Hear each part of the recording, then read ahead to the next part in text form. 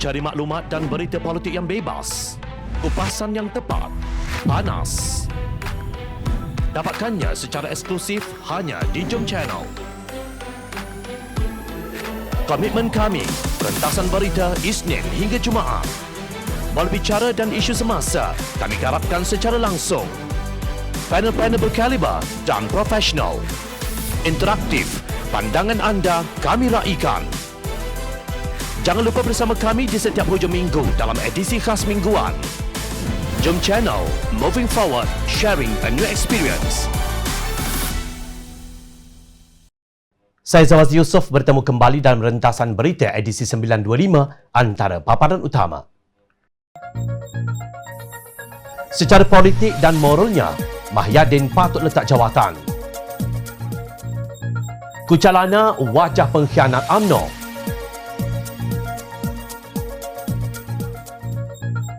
Menyalahgunakan istilah Al-Quran menjijikkan.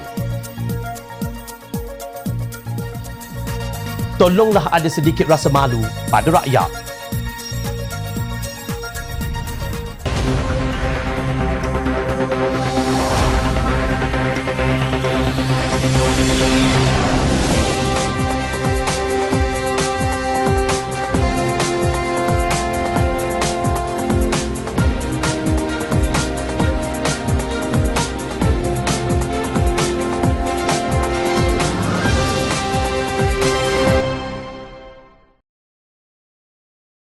Assalamualaikum dan salam sejahtera. Hilang sokongan Parti Komponen Perdana Menteri Tan Sri Mahyadin Yassin perlu letak jawatan secara terhormat, tegas Majlis Presiden Pakatan Harapan.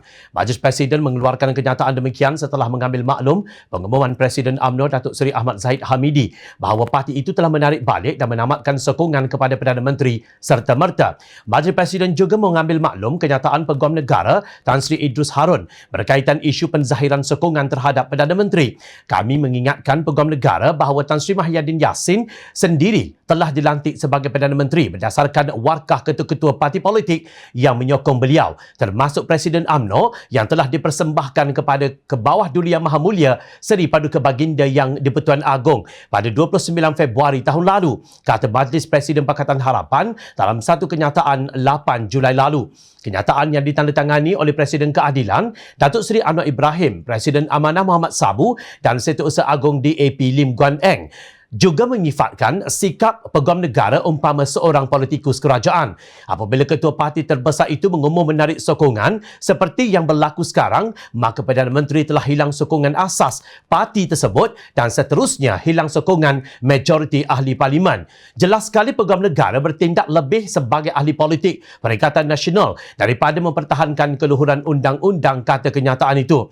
Majlis Pakatan Harapan bertegas langkah terhormat Mahyadin ialah meletakkan jawatan kerana telah hilang sokongan dan keabsahan atau legitimasi sebagai Perdana Menteri. Pada masa yang sama, Majlis Presiden Pakatan Harapan berkata pihaknya akan terus memberi fokus kepada usaha menyelesaikan masalah rakyat, pengurusan krisis COVID-19 dan program vaksinasi lebih pantas serta langkah-langkah menghidupkan semula ekonomi negara yang lebih baik melalui dasar-dasar yang diteliti dan diumum oleh jawatan kuasa Pakatan Harapan.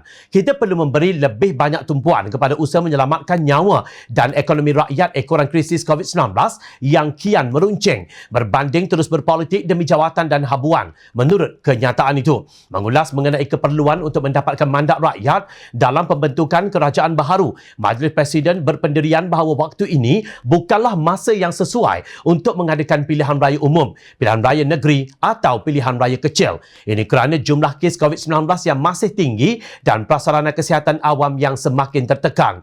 Desakan Majlis Presiden Pakatan Harapan itu adalah dengan tuntutan amalan demokrasi negara-negara maju di dunia. Ia juga berketepatan dengan perkara 43 Perlembagaan Persekutuan bahawa asas sesebuah kerajaan bergantung kepada keabsahan Perdana Menteri yang perlu mempunyai keyakinan majoriti. Terus berpaut pada puncak kuasa dengan sokongan sebahagian ahli Parlimen UMNO yang kini berada dalam Kabinet XXXL Mahyadin atas alasan untuk meneruskan agenda membela rakyat langsung tidak masuk akal. Pada 28 Ogos 2020 lalu, Perdana Menteri Jepun Shinzo Abe mengumumkan peletakan jawatannya kerana masalah kesihatan. Memohon maaf kepada rakyat Jepun, Shinzo berkata beliau perlu menjalani rawatan jangkitan usus yang dihidapinya, penyakit yang menyebabkannya berundur buat seketika pada tahun 2007.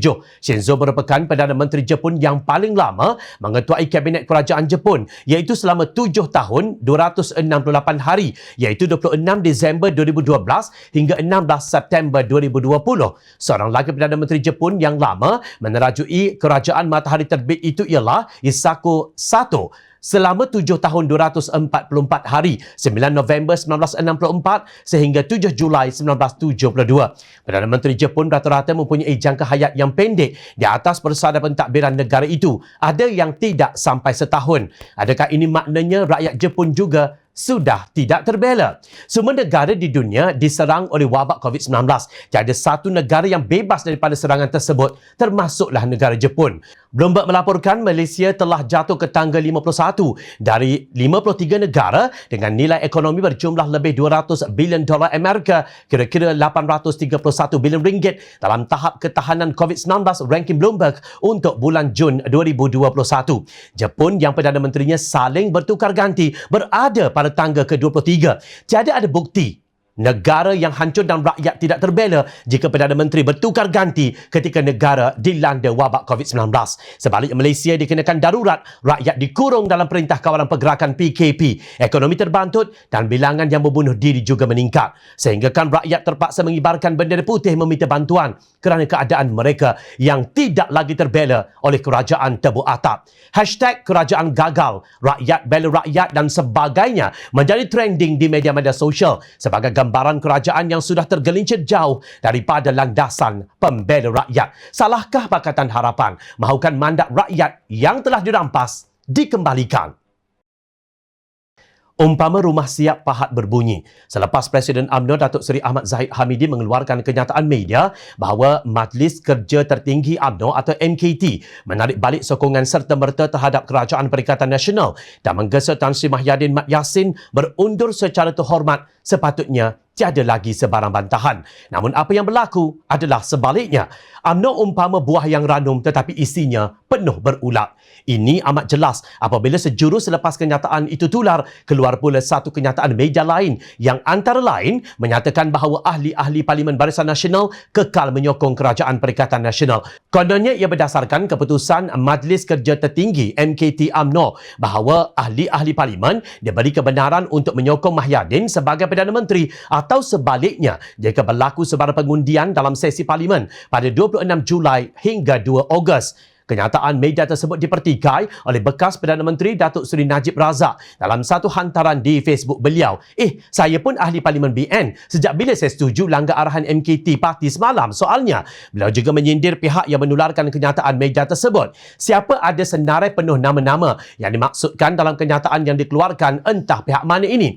Saya yang tanda tangan watikah pencalonan bagi setiap ahli Parlimen BN yang ada hari ini. Sebab itu saya tentu akan kenal nama setiap orang ahli Parlimen BN, tegasnya. Mengulas mengenai hal yang sama, ahli MKT UMNO Datuk Dr. Puan Azhar Kassi berkata, keputusan MKT amat jelas bersetuju menarik balik sokongan kepada PM8 Mahyadin Yassin dan mendesak beliau meletak jawatan yang berasaskan 7 hujah kegagalan beliau. Kalau ada yang membantah, maka lawanlah 7 hujah tersebut, katanya. Puan berkata seorang dua rakan peguam mengatakan tarik balik sokongan kepada Perdana Menteri lebih mencederakan berbanding tarik sokongan kepada Kerajaan Perikatan Nasional. Beliau menamakan Tan Sri Anwar Musa sebagai pentaksub Mahyadin yang kini terancam dengan keputusan MKT tersebut. Tegas beliau, ini kerana Yang di-Pertuan Agong memperkenan pelantikan seorang Perdana Menteri bukan sebuah kerajaan. Perdana Menteri kemudiannya akan melantik anggota kabinetnya. Kini ada pihak cuba putar belikkan keputusan MKT. Anwar Musa bocorkan dalam grup ketua bahagian rakaman video dan verbatim mesyuarat MKT. Mana dia dapat semua itu? Siapa supply pada dia? Sudah tentulah anggota kluster Scheme of Things yang hadir dalam mesyuarat MKT dakwa Puan. Scheme of Things pernah disebut oleh PM8. Bukan rahsia lagi butiran ucapan beliau dalam video yang viral itu. Beliau sebut taktik beri jawatan menteri dan GLC kepada MP UMNO. Dakwa Ketua UMNO bahagian Batu Pahat itu. Puat memberi amaran bahawa ahli Parlimen UMNO boleh terus membantah keputusan MKT, tetapi mereka juga mesti sanggup menanggung risiko. Mengulas lanjut, beliau berkata PM8 memang tersepit kerana tahu UMNO akan membuat keputusan. Sebab itu beberapa jam sebelum mesyuarat MKT diumumkan, pelantikan Timbalan Perdana Menteri dan Menteri Kanan yang baru dilakukan. Kenapa sekarang? Kenapa tidak setahun dulu? Lantikan itu bukan untuk selesai masalah rakyat sebenarnya, tetapi untuk selesaikan masalah PM8 dengan UMNO. Scheme of things bidas Puat. Begitulah kucalana yang kini membelit UMNO. Pemimpin mereka sudah tidak lagi cuba membersihkan kain kotoran di dalam rumah, tetapi mencucinya di tengah khalayak ramai. Semuanya kerana apa? Kerana wujudnya scheme of things. Seperti yang disebut oleh Puat, scheme of things bermaksud cara sesuatu perkara itu diatur termasuk sogokan jawatan dan pangkat. Bencinya UMNO kepada Datuk Seri Anwar Ibrahim dan momok khayalan DAP sehingga mereka meratip ke sana dan kemari. No Anwar, no DAP. Tetapi hakikatnya mereka gagal menangani scheme of things yang membuat UMNO terus dikhianati pemimpin mereka sendiri gara-gara perut yang menjadi keutamaan. Kasihan kepada akar umbi. Terus mengharap pembelaan yang kini hanya satu ilusi. Adakah PAS sudah jumpa dalil untuk menyokong kerajaan yang didakwa gagal oleh rakan ta'awunnya UMNO?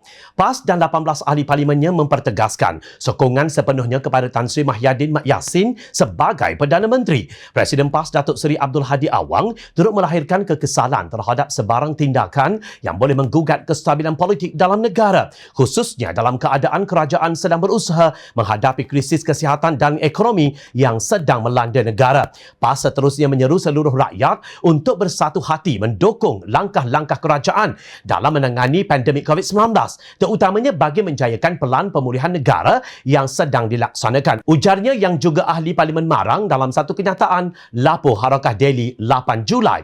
PAS Istiqamah sokong PM. Sekonyong-konyongnya, itulah bunyi tajuk kenyataan media oleh Presiden PAS mengulas mengenai keadaan politik terkini, ujar bekas aktivis PAS Jamzuri Ardani di Facebook beliau. Menurut beliau yang kini sudah meninggalkan parti itu untuk bersama dengan amanah, tidak ada parti politik di dunia ini yang sebegitu banyak menyalahgunakan istilah-istilah Al-Quran untuk tujuan politik selain daripada PAS. Beliau menyelar sikap PAS yang telah menggunakan istilah di dalam Al-Quran yang diselewengkan. Istiqamah adalah istilah yang diulang di dalam Al-Quran dan hadis Nabi beberapa kali. Ia bermaksud tetap pendirian, berdiri teguh, kekal beramal, konsisten dan berterusan dalam urusan iman dan amal soleh. Menggunakan istilah istiqamah dalam konteks sokongan atau penentangan politik terhadap individu atau kelompok tertentu adalah suatu kefahaman yang menyeleweng dari pengertian istiqamah yang dimaksudkan oleh Al-Quran dan hadis Nabi, tegasnya. Beliau berkata PAS mengubah penggunaan istilah tersebut mengikut situasi. Ya, ia adalah jelas merupakan penyalahgunaan istilah Al-Quran dan penyelewengan terhadap maksud sebenar dari kandungan Al-Quran. Ketika menentang UMNO, mereka juga menggunakan istiqamah lawan UMNO. Ketika bersama UMNO, mereka guna istiqamah bersama Muafakat Ummah. Ketika jadi pembangkang, mereka guna istiqamah hingga menang. Bila jadi kerajaan, istiqamah menyokong PM. Istiqamah itu maksudnya konsisten, tetapi malang sekali PAS menggunakan istilah itu secara tidak konsisten. Tidakkah ia menjijikkan? Bidas pengarah komunikasi Amanah Negeri Melaka itu lebih menjijikkan lagi apabila PAS turut menggunakan pandemik COVID-19 yang Kerajaan Perikatan Nasional gagal menguruskannya untuk menyokong Perdana Menteri tebuk atap ini. UMNO yang pernah dikafirkan oleh Amanat Hadi di Kampung Banggol Pradong, Kuala Terengganu pada 7 April 1981 pun faham bahawa Kerajaan Perikatan Nasional yang diterajui Mahyadin sejak merampas Putrajaya dari Kerajaan Pakatan Harapan yang di dalamnya ada DAP adalah sebuah kerajaan yang gagal. Itulah wajah PAS sekarang ini. Nampaknya begitu gairah pemimpin-pemimpin PAS mengucapkan tahniah kepada Datuk Seri Ismail Sabri Yaakob kerana dinaikkan pangkat dari Menteri Kanan Keselamatan menjadi Timbalan Perdana Menteri. Sorak-sorak itu bagai satu kejayaan besar bagi kerajaan tebuk atap yang bersaiz XXXL. Scheme of things Tan Sri Mahyadin Yassin yang merampas mandat rakyat menerusi langkah Sheraton pada hujung Februari tahun lalu.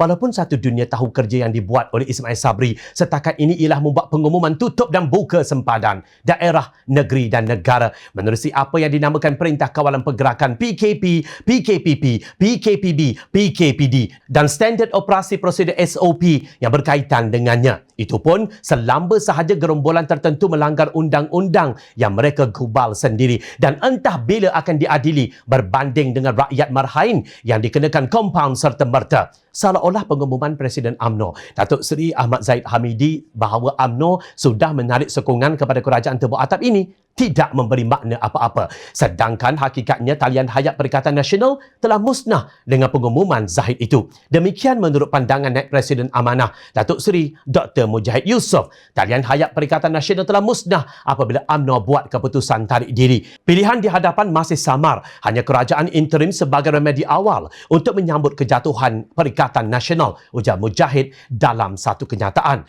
Menurut beliau, kerajaan Mahyadin Yassin telah dihina oleh UMNO dengan ungkapan kerajaan gagal yang dijadikan alasan untuk keluar dan menarik diri daripada mengekalkan sokongan kepada kerajaan beliau. Secara sinis beliau berkata, hairan juga, adakah UMNO mengatakan pada diri sendiri kerana Timbalan Perdana Menteri UMNO dan Menteri Kanan UMNO baru saja dilantik semalam. Menteri Vaksin, Menteri Kesihatan, Menteri Pertahanan, Sukan, Perpaduan, Pekerjaan Tinggi, Menteri Luar dan ramai timbalan menteri adalah daripada UMNO. Apakah yang gagal adalah UMNO dan sebab itu dia menarik diri dari kerajaannya sendiri? Bagaimanapun, Mujahid mengakui walaupun pengumuman UMNO itu merintis jalan kepada kejatuhan Kerajaan Perikatan Nasional, alternatif sebuah kerajaan kuat dan stabil seperti titah Yang di-Pertuan Agong As-Sultan Abdullah masih juga belum kelihatan.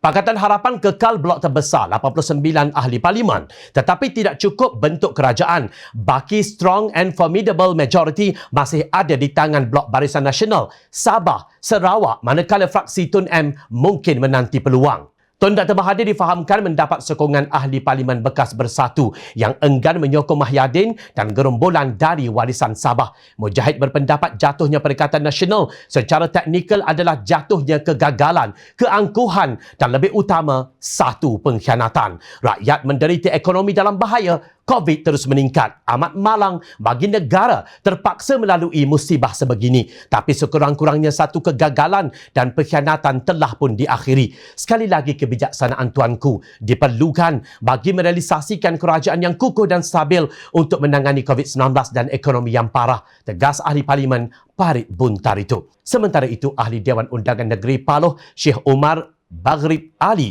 mempersoalkan langkah Kerajaan Perikatan Nasional yang membuat pelantikan baharu dalam kabinet yang besar pada saat ramai yang kelaparan, hilang mata pencarian, anak-anak berdepan pembelajaran dalam talian yang amat merumitkan. Apa kena mengena pelantikan jawatan-jawatan baharu dalam kabinet pada saat rakyat lapar dan dikurung ketat di rumah? Apa perlunya pelantikan baharu itu? Dan ini dalam kabinet yang buncit sedangkan poket rakyat semakin kempis. Lantikan Timbalan Perdana Menteri dan Menteri Kanan hanyalah cerita tentang perut orang politik, bukan cerita tentang rakyat. Ia sebenarnya tak mampu pun kenyangkan perut rakyat, bidas beliau dalam kenyataannya di Facebook. Seperti Mujahid, Syekh Umar merujuk kepada titah Yang di-Pertuan Agong agar keselamatan dan nasib rakyat menjadi keutamaan. Hari ini rakyat terus jaga rakyat. Rakyat betul-betul sedang jaga diri mereka sendiri, jaga sesama rakyat. Bendera putih, food bank, orang perseorangan maupun NGO terus cakna. Mereka faham makna simpati. Mereka faham erti empati untuk menolong jiran tetangga serta komuniti sekeliling mereka. Ada yang kehabisan barang keperluan dapur, tiada wang lagi untuk membayar hutang piutang. Ketika inilah saat paling perit buat rakyat. Demikian keluhan Ketua Pemuda DAP Depsi Johor. Menurut bekas aktivis pemuda PAS tersebut, sehingga hari ini tiada polisi yang berkesan oleh Kerajaan Perikatan Nasional. Meskipun pengumuman demi pengumuman dibuat, namun ia tidak dapat dicanai dan dibahaskan sebaiknya mengikut kehendak keperluan rakyat. Sidang Parlimen sebagai platform yang menjadi tunjang demokrasi gagal berfungsi sebaiknya bawah pentadbiran Perikatan Nasional. Dan berkata pelantikan jawatan Timbalan Perdana Menteri dan Menteri Kanan yang baharu telah memberi gambaran yang salah menjelang sidang Parlimen. Malangnya, ini falasi. Gambaran yang salah, susah sangatkah kerajaan nak faham? Saya harap kerajaan masih ada rasa malu. ada rasa empati, paling tidak malulah kepada rakyat yang perutnya terus diikat, yang ramai depresi, tak kurang juga yang mati bunuh diri, tegasnya. Jawabnya, jika ada rasa malu, tentulah tak kala rakyat sedang menderita, tidak timbul video-video yang menayangkan pemimpin kenduri durian dan nikah secara dalam talian. Perlu diingat, rakyat sentiasa memerhati. Teruskan bersama kami di Jom Channel dalam reporterjomchannel.net untuk mendapatkan berita politik tanah air. Saya Zawazi Yusof, terima kasih untuk perhatian anda. Assalamualaikum, salam sejahtera, jumpa lagi.